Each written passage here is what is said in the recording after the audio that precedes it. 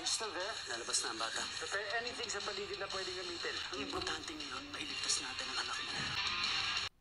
Humahagulgol si Clara dahil takot na takot ito at alam niyang papatayin silang mag-ina kung makukuha siya ng mga tao ni Muñoz na hindi makikita ni Joel yung junior niya. Pinakalma naman ni Andres at nangako siyang sisiguraduhin niyang magiging ligtas silang mag-ina at makakauwi silang dalawa. Agad namang naghanap si Tomas at pinuntahan niya yung mga kwarto hanggang may tumakbong 2 lalaki at isang babae na lumipat sa ibang kwarto, kaya hinabol niya ang mga ito na agad niyang sinabihan na hindi nila kailangang matakot dahil tutulungan niya sila, na agad naman silang sumama na walang kaalam-alam ang binata na tauhan ni Muñoz yung babae at pain nila yun para matrap nila ang team at para hindi sila magtagumpay na makuha ang mga hostages at para hindi mahuli si Muñoz. Agad namang nagtago yung teacher na kukuha ng nebulizer ni Carl nang makita niyang may kalaban at nang makalayo na ito ay agad pumunta sa kwarto nila para hanapin yung gamot. Habang takot naman sila Carl at nag-aalala sila sa kanilang coach hanggang marinig nilang may paparating na mas natakot pa sila dahil malakas ang pakiramdam nilang na hindi yung coach nila ang paparating at umiyak pa ang mga ito nang makita nila si Gab, lalo na may hawak itong baril at nagmakaawa silang wag silang papatayin. Agad silang sinabihan ng dalaga na kailangan nilang tumahimik dahil kakampi nila ito at andoon siya para iligtas sila at nangakong hindi niya sila sasaktan at alam niya kung saan sila lalabas.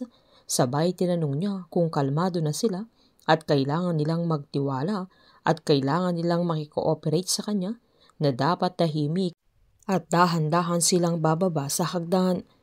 Giniit pa ng mga estudyante kung totoo bang hindi siya kalaban, lalo't nasabi ng coach nila na walang sikret na labasan sa lugar na yun, pero pinaliwanag naman ni Gab na alam niya kung saan sila lalabas, na agad namang giniit ng estudyante na meron pa silang hinihintay dahil kinuha ng coach nila yung gamot ni Carl, na agad namang sinabihan ng dalaga na hahanapin nila ang kanilang coach at binili niya silang kumuha ng kahit na anong bagay na pwede nilang gamitin para depensahan ang mga sarili nila.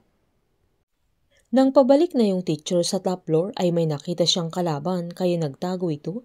Pero nang hindi na siya makapagantay na umalis yung kalaban, lalo't alam niyang kailangan na ng estudyante niya yung nebulizer, ay tumakbo ito. Pero nakita siya ng lalaki, kaya hinabol siya at tinutukan ng baril na agad niyang tinanong kung nasaan ang mga kasama niya at kung saan ito pupunta.